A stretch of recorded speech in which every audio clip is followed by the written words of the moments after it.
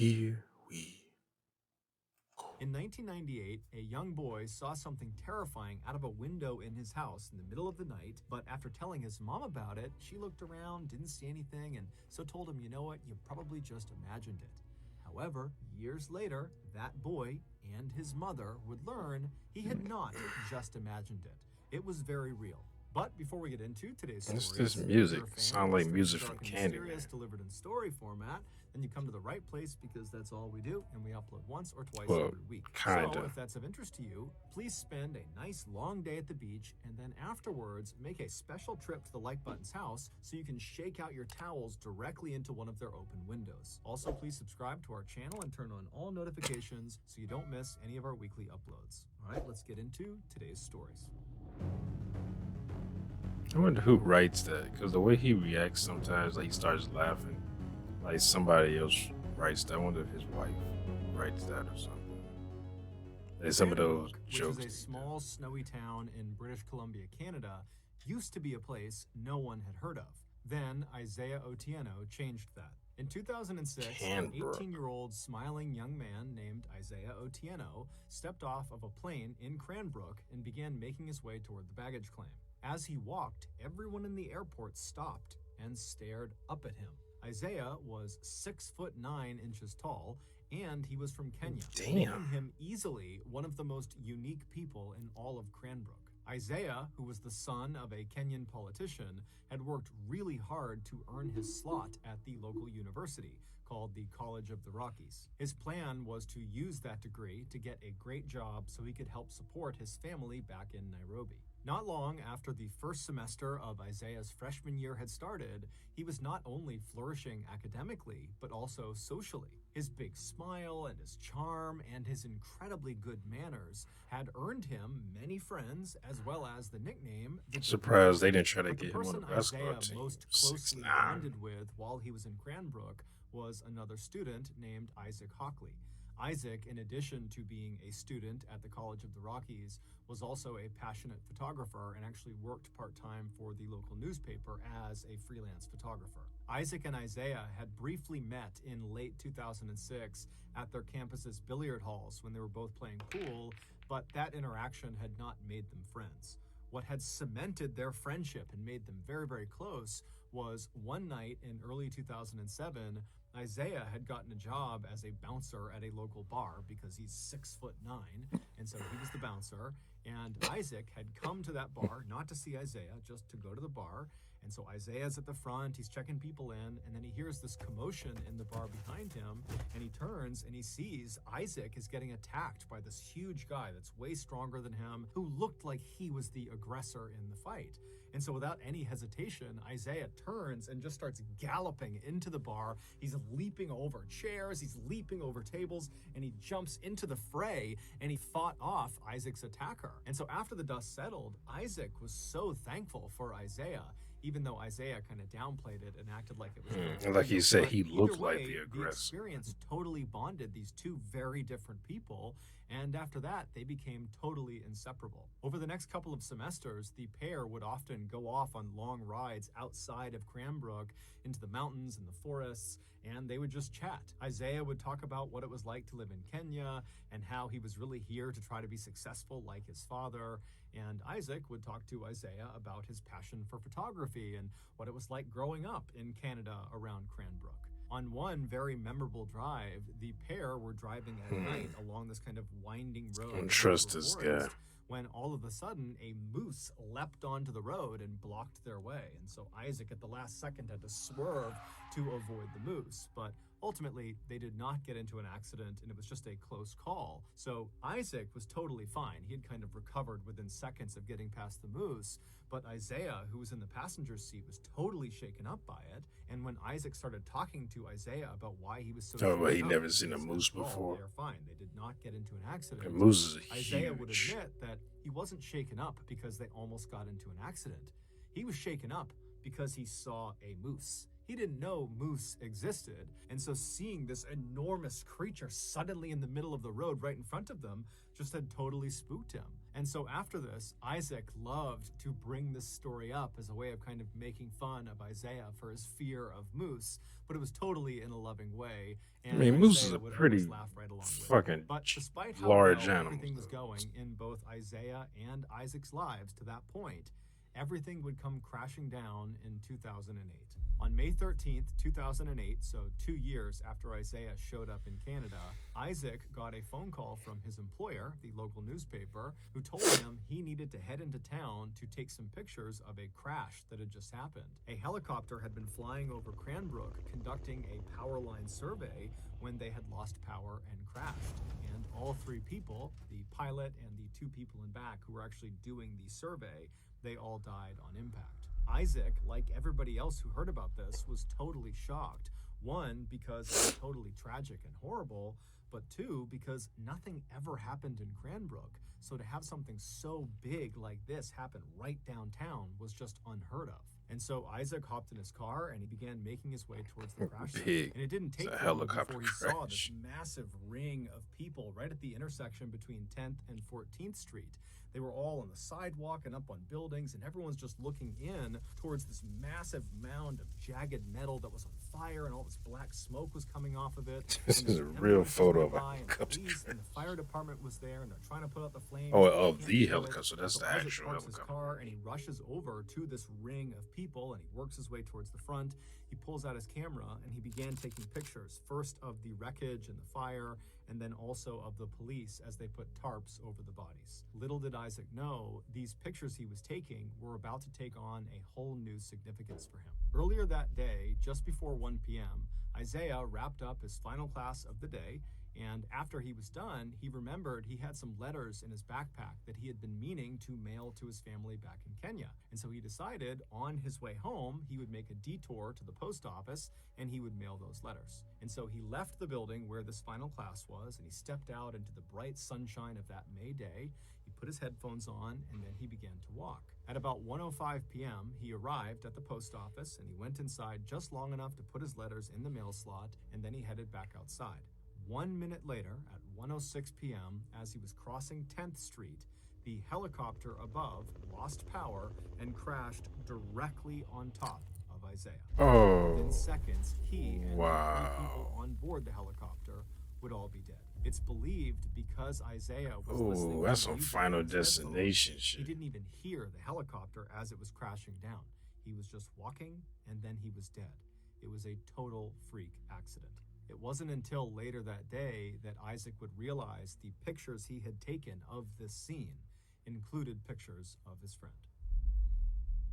Before we get into our next story, Damn. I want to tell you about today's sponsor, HelloFresh. Back when I was 18 years old, I discovered That reminds me favorite of food. I would dump an entire sleeve of Oreo cookies into a bowl and slap a quarter gallon of milk on top of them. Back then, this nutrient-dense power breakfast gave me enough energy to get through another grueling day Nutrient-dense. of playing video games while remaining unemployed. That, in my that, mother's that basement. that's like But today, that being a because like cookies when I guy, my whenever I body go just out doesn't for like a respond jog the or way a it walk, used to Oreo sleeve cereal. I So always in have like recent one years, day I've had to work my really hard earphone to on my reduce my earplugs Oreo like sleeve out. cereal intake. Like, I have one in and one out.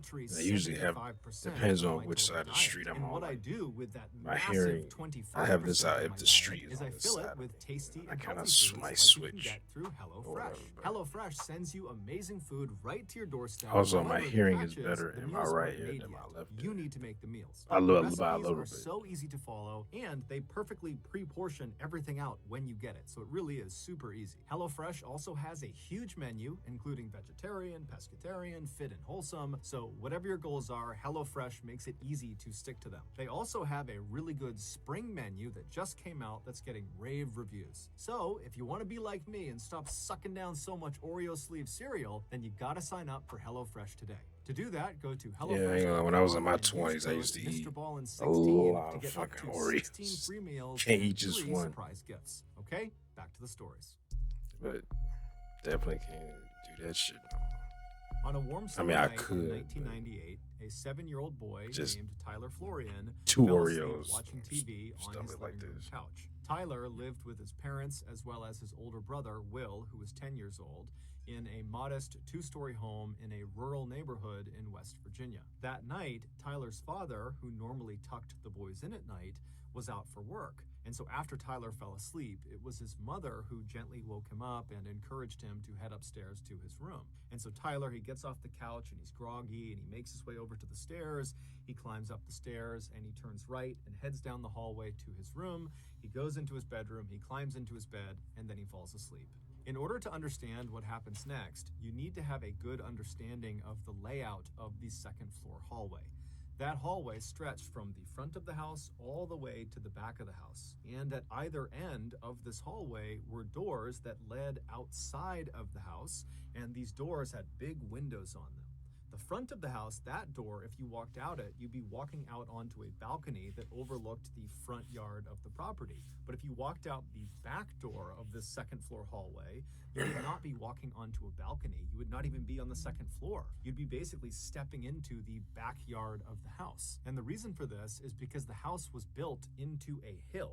And so the back half of the house is literally underground. It's in the hill. And so there is no door on the lower half of the house like that. because there's just earth behind the door. And so it's that second floor doorway at the end of the hall that serves as kind of like the exit to the backyard of the house. So with that in mind, Tyler, he gets upstairs, he goes to his bedroom, which is towards the front half of this hallway, and he falls asleep.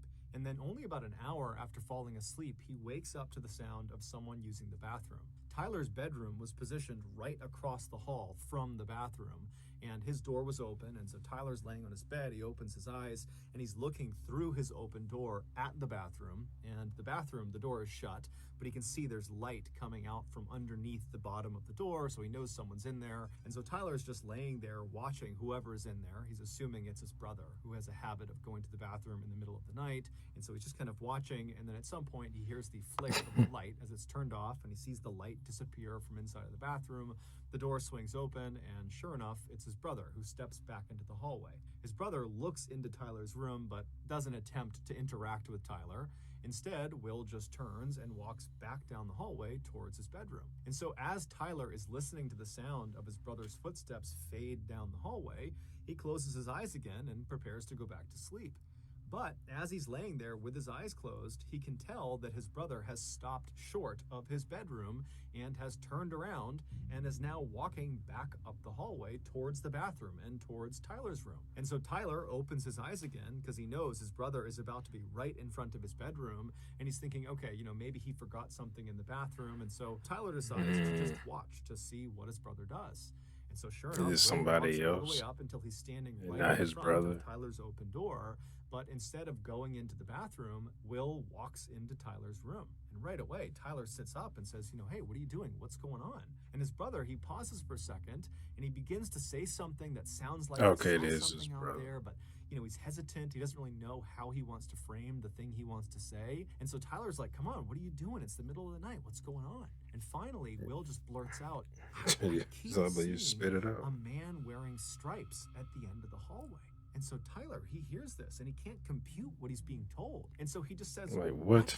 What are you talking about, Will? What did you see in the hallway? And Will would say again, I keep seeing a man wearing stripes at the end of the hallway. I've seen him a couple times in the last couple of days. I go to the bathroom, and then when I start walking back, I see him outside the back door in our backyard. And so Tyler is so scared because his brother does not sound like he's making a joke. His brother sounds like he's telling the truth, and just the fact that his brother can't quite find the words to describe what he saw made it seem even more real. And so Tyler, he gets out of bed and he says, Will, we gotta go tell Mom. But that required going into the hallway and going down the hall towards where apparently this man in stripes was to get to their mother's bedroom. And so Will, who initially was not Well, you ain't gotta go scared all the way of down this there. man in stripes he had seen, was now starting to get pretty panicked in seeing Tyler's reaction to this. And so Will tells Tyler, stay right there, stay in the room. And so Will, he kind of peeks back into the hallway and he looks all the way down, and there is no man in stripes anymore. There's no one in the hall. And so he tells Tyler, the coast is clear, and the two of them run down the hallway all the And way then around the Tyler front hits of Will that in the head door with a that leads bat. into the back of the property where the man in stripes was, and they turn left and they go into the How old are parents' these bedroom people? where I just their mother was assumed because they the were father was out of adults. town. And so they charge in there, they wake their mom up, and they're talking over each other, trying to communicate to their mom that there was a ghost, that there was an intruder, that there was something bad happening around their house. And so finally, their mom just tells them to be quiet, and she says, "Okay, boys, sit on the bed. I'm gonna go have a look around the house." And so the two boys do as they're told. They sit on the bed, and their mom leaves the bedroom. She goes into the hallway, and she looks immediately to her left, where the man in stripes supposedly was, and she doesn't see anything. She just looks out into their backyard. There's nothing there. She looks down the other direction, out the front of the house, doesn't see anything. She walks all around the house. She goes outside. She looks everywhere, but she doesn't see anyone or anything. Wow, And she so went eventually outside. she comes back inside the house. She goes up to the second floor. She goes back to her bedroom, and she tells her boys, "Look, you probably just spooked yourselves. There is no man in stripes. You're totally safe. You're You totally just let fine. somebody in Just go there. back to bed. You probably You just didn't lock that imagined door when whatever you went you out. saw." And so Will, who was the one who saw the man in stripes, was very quick to accept his mother's answer. It actually seemed like it was a relief to have somebody tell him that what you had seen wasn't real. And so he very happily went back to his bed and he fell asleep. But Tyler, who had not seen the man in stripes, but had a very intense reaction to hearing his brother describe it, could not accept his mother's answer. It just totally freaked him out because his brother was always joking So around about the stuff, one who but didn't this actually did see not it feel like a joke. This couldn't felt accept very, it. very But the real. one who actually But saw over it the was like, course of the next couple of days, weeks, months, that's and years, stress off my Will mind. never claimed to see the man in stripes again, and so pretty quickly, Tyler forgot about it. Fast forward 11 years to 2009, so Tyler is now 18 years old, and he and his mom were out in the car running some errands. And as they're driving around, they were just chatting about all sorts of different things. And at some point, they began talking about one of their beloved family pets, a dog named Max that they had when Tyler was really young. And so as they're kind of swapping stories about all the goofy things that this dog did, Tyler's mom suddenly says, "Hey, Tyler, do you remember the time that I opened the front door to let the cops into the house and Max came bounding into the house and he went right into the kitchen and he ripped open all the food?" And Tyler's looking at his mom like, "Wait, when did the cops come to our house? When did you open the door to let the cops come into our house?" And as soon as Tyler said this to his mom looked at him as if she had just given away something she hadn't meant to. And then she kind of relaxed and said, "You know what? I never got around to telling you. Now that I'm thinking about it, you and your brother were asleep and you didn't even know this happened. And then afterward, me and your father decided not to tell you guys because we didn't want to scare you. Back when you were about 7 years old and Will was about 10 years old, your dad was away at work and we were all asleep one night when suddenly I wake up to the sound of someone or something moving around outside of our house. And so I sit up in bed and I go into the hallway and I look left and I look out that door into our backyard and I see standing up against the glass this man with his hands pressed to the window looking into the house." And so Tyler's mom would tell him how she totally freaked out and she flipped on the lights and it scared this guy who ran off. And then she called the police and then the police showed up and that's when their dog Max came bounding inside and shredded the bag of food. And the police, they searched the property, but apparently they never found this guy. Tyler's mom would go on to tell him that the police warned her that her description of this man that was standing at their back door matched the description of a man who was wanted for murder who was on the loose in the area. Tyler was dumbfounded. He didn't remember this because obviously he had been asleep because this is something he would have remembered. And so he had so many questions about this whole situation. But the first question he asked his mom was, "Well, what did he look like?" And his mom said, "Well, he was tall, he had dark hair, he had blue jeans on, and oh, you know what? He had a striped shirt on." It would turn out for a couple of days in the summer of 1998, this suspected murderer who was on the run from police had apparently been hiding out on Tyler's family's Who property. took these And in pictures? the middle of the Are night, these, for are these whatever reason, this like suspected pictures murderer would that free walk pictures over people to the took back for spooky door of the shit like second this? floor hallway, and he would put his face up to the glass and he would stare into their home. This was the man in stripes that Will claimed to have seen. He was real. Tyler, after making this connection, would follow up with his family members and he would do some digging of his own, but he was never able to figure out who the man in stripes was or what happened to him. He said, "So I was right." You In lying 2012, bitch. a 22-year-old woman named Simone was living in a small winemaking village called Rüdesheim am Rhein, which is located in southwestern Germany. This village is strikingly beautiful. It's full of quaint European homes, and there's lots of rolling green hills with vineyards as far as the eye can see, and the village sits right on the banks of Looks the Rhine nice. River. Simone had grown up in this I'll have to picturesque visit it village, and she sometime. had loved it. But this was going to be her last summer before she left and headed off to New York City to start the next chapter of her life. And while she was excited about that, she was also kind of sad because this village and everybody inside of it were the only things she had ever known. And so the idea of leaving them behind just seemed very strange to her. But instead of focusing on the kind of growing anxiety around her imminent departure from Germany, she focused on what she would be doing that summer while she was still in Germany. Some of Simone's fondest memories of her childhood were of her time spent at summer camp. And the summer camp was located in this forest that was not far from her village. And every summer in July, Simone, along with about 200 other kids from her village and from neighboring villages, would converge on the campgrounds in the forest for 2 weeks of playing games and going on scavenger hunts and putting on stage plays and just generally having a really good time. But when Simone became a teenager and was too old to be a camp attendee, she decided she would volunteer and be a camp counselor. And she found it was awesome. She immediately connected with the other camp counselors, and Some she felt all Jason grown shit. up, having a real job, and she loved goofing around with all of the kids. And so every summer since that first time volunteering, Simone had gone back and volunteered again. And this summer was no different. So, in mid-July of that year, Simone packed up her things and she headed off to the forest. The way this camp worked was the 200 plus kids that were attending the camp, they would get dropped off in the mornings each day by their parents, and they'd play and run around all day.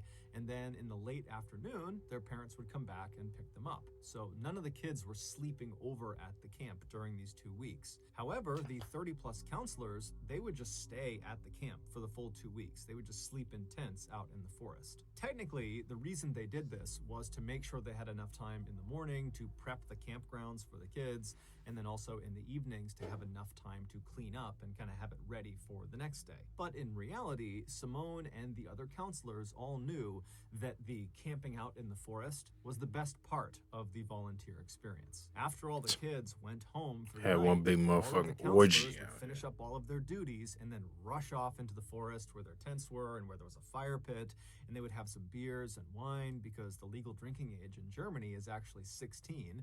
So all these counselors are having a couple of drinks, and then before long they'd be laughing and telling stories and just generally having a great time. So that July in 2012, Simone and the other counselors arrived at the campgrounds a day early, and they caught up with each other and they prepared the campground.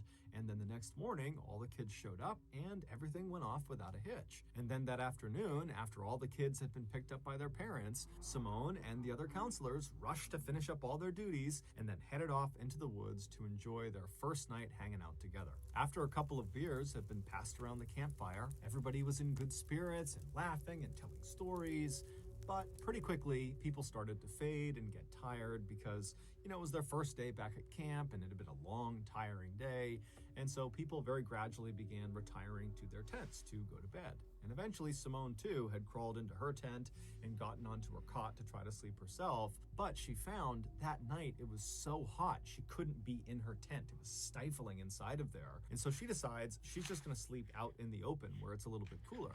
And so she picks up Oh, that was a cot and mistake. she brings it out into the open, and she sees there are several other counselors who have done the same thing. And so she puts her cot down next to one of her good friends who's already asleep in her cot. And then Simone climbs into her cot, she gets under her covers, and she tries to fall asleep. But for the next hour, Simone just tosses and turns, she can't get comfortable, and by that time, everybody else has completely passed out. So it's just her, she's counting down the time until she has to get up again to start the next day, and so she's getting stressed about that. But eventually, she would fall asleep.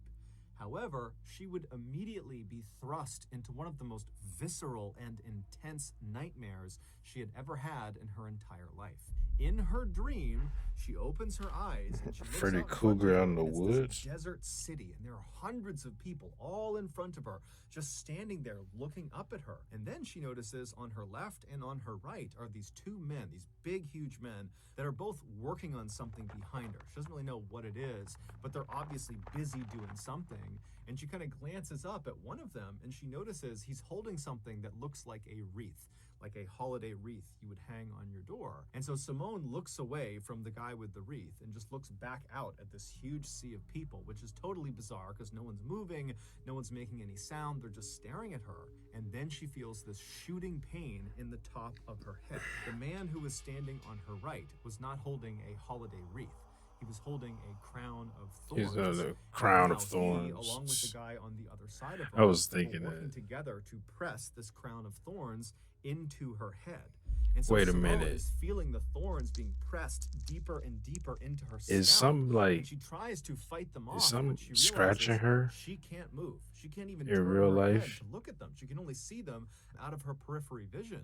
And then she tries to scream out for help to someone in the crowd to come help her, but when she opens her mouth, no sound comes out. And so as she's sitting there, all she can do is stare straight out ahead of her as the pressure of these thorns are driven deeper and deeper into her skin. And then at some point, blood begins dripping down in front of her eyes. And around that point, the pain became so blinding, so awful, that it woke her up. And as soon as she woke up, she shot up and she reached for her head to make sure there was no crown of thorns on her. And as she's doing that, she's thinking, okay, phew, it was just a dream. That was just a horrible dream. I'm in this forest. I'm good. I'm safe. And as she's kind of patting on her head, she's realizing her head is wet. And as she's touching her head, Oh she's boy, realizing it's it blood. hurts. There's a stinging pain in her head. And then she realizes it's not just a stinging pain, it's a throbbing, intense pain all over her head. And so as she's kind of having this realization that her dream is now kind of segued into her real life, she looks out ahead of her and she sees off in the distance in the tree line, something is running through the woods. She can't tell who or what it is, but she makes a mental note that there is something, someone running away from them. But this pain in her head has gotten so intense that she can't focus on anything else. She can only focus on the pain. And as she's thinking about how much her head hurts, she screams in pain. And the girl who was laying next to her that had been asleep, she wakes up to the sound of the scream, but it's totally pitch black. She has no idea what's going on with Simone. And so this girl, she sits up and she's trying to get Simone Well, to they tell her what's didn't. going How on. they should have had a Simone fire has no going. idea. She's totally frantic. She can't really make sense of what's happening.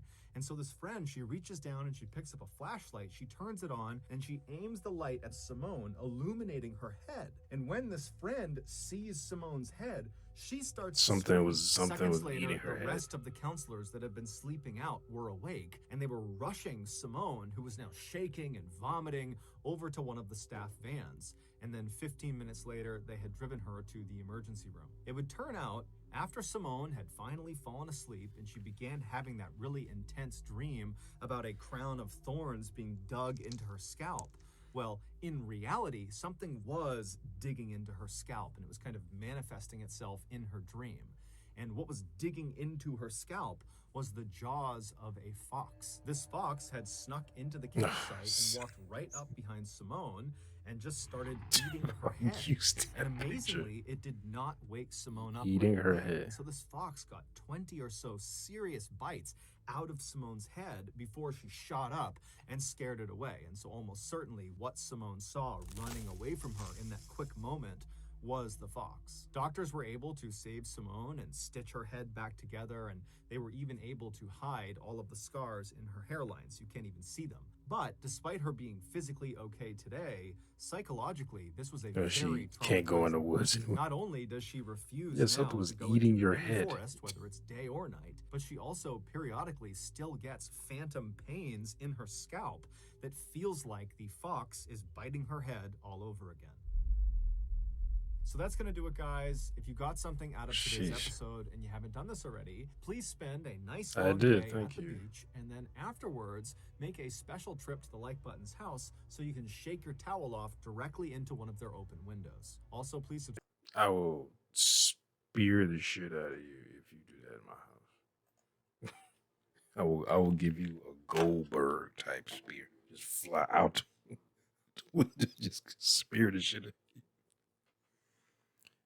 Damn, that's what I was thinking. She said because she was asleep and started feeling pain, and when she woke up, like this damn the fox was eating her head.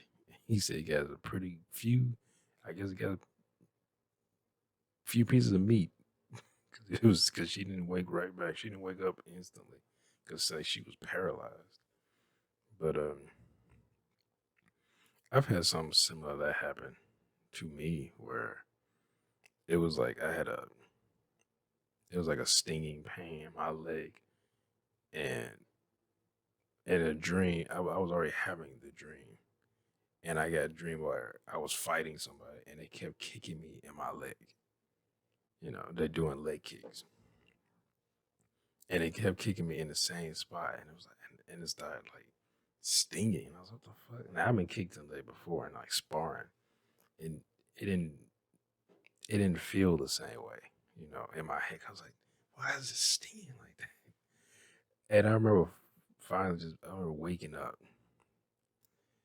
Uh, the way I woke up was I mean I've done that before, but you'll be and you would like throw a punch at some of your dream, and you would punch in real life and hit something. Well, I did that back when I had a dresser right here instead of this desk, and I ended up punching the lamp. What lamp that was here, but now it's over here. Ended up punching the lamp and knocking it off. But then I woke up instantly and I saw the lamp falling, and I reached and caught it. And I looked at my leg, and I had a bump on my leg. I didn't see what it was. I think a spider bit me or something. But it was like a little. It was like I saw like a bump forming on my leg in that same spot.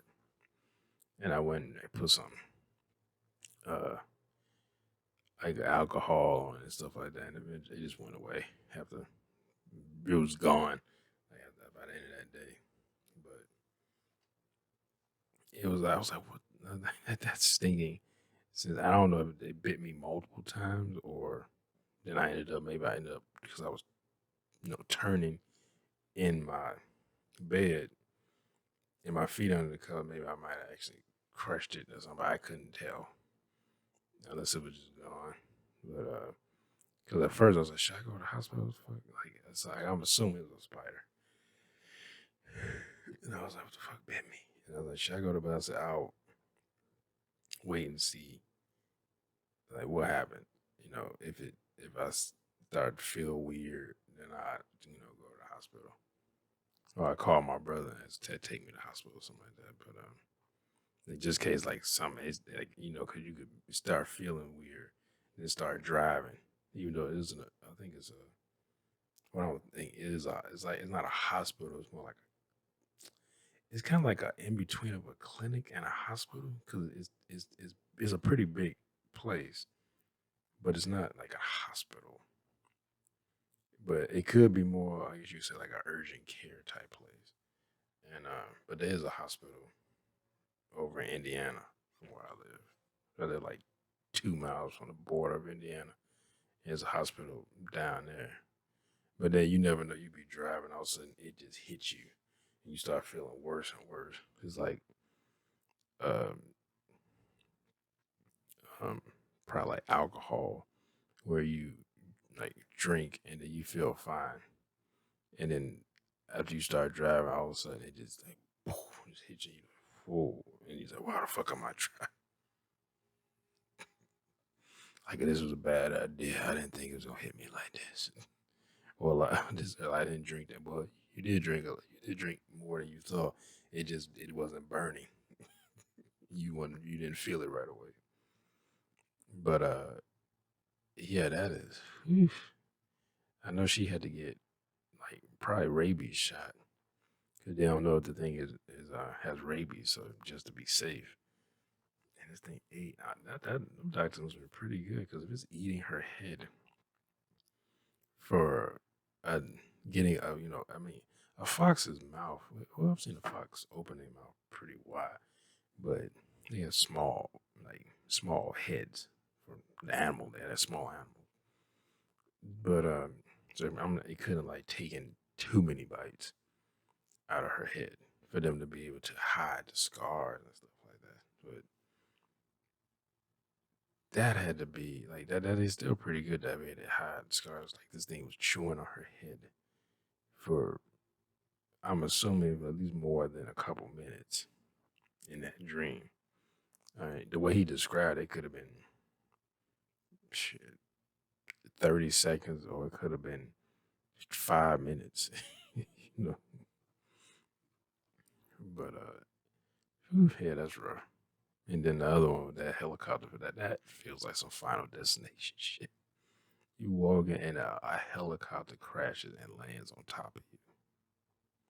I always think about that whenever I walk downtown and like those icicles, because they usually have signs that like beware of falling icicles, especially um, on really windy days and when um, it's getting close to spring and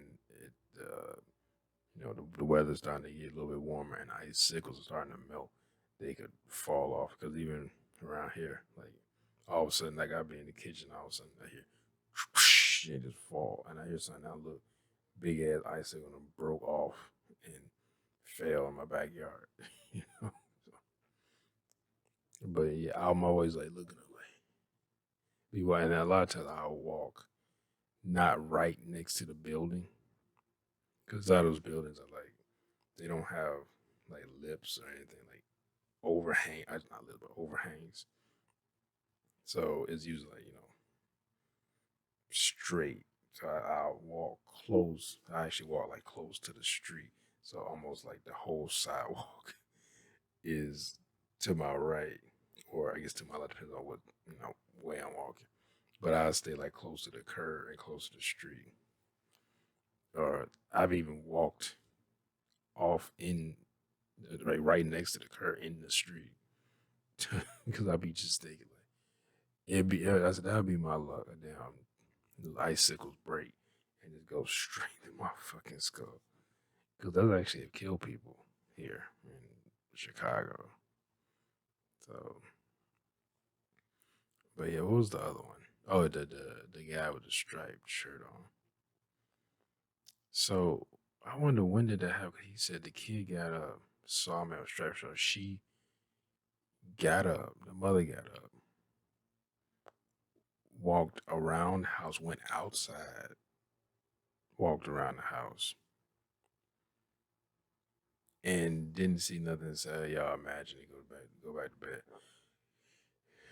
She said, Will was just like, "Oh, you're right." Even though Will was the one who saw it, and then what was the other kid, Tyler? I think he said, and Tyler, who just heard what Will said, he's like, "Nah, I believe Will," and which is funny because Will is the one who saw it, but Tyler's like, and he just instantly believes, like, like he's reassured, like, because he was thinking probably, like, okay, it can't be what I saw. It must be like seeing things. And then his mom's like, "Oh, you must be seeing things because I done walked all the way around the house and I ain't seen nothing."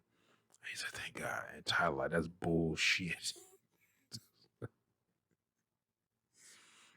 but then she said, "Oh, they had to call the car like that. That must have happened after." But they said they never saw the guy again. But their father wasn't there then, so he said the father was gone somewhere. And the way that she acted, you would think if this has happened before, yeah, like that event happened when she called the cops. Happened already prior to what the whole Tyler, the first part of that story. You would think her reaction would be much. She would just instantly call the cops again, not go outside and walk around the house. That had to have been before. Then she didn't see it, and then she came out and looked and saw him stand at the window looking in, and she called the cops. What was up with the dog? The dog. She let the cops in. The dog came running in the house and just tore open a bag of food. That dog must have been hungry as shit. So you don't leave your dog food out like that. But anyway, fuck am I talking? I hope y'all enjoyed my reaction. And if you did, make sure to hit that thumbs up button down below. Make sure to subscribe if you're new here. Hit that bell, even though if I when I upload new videos. Comment down below, share this video. I'll see y'all next time. Peace.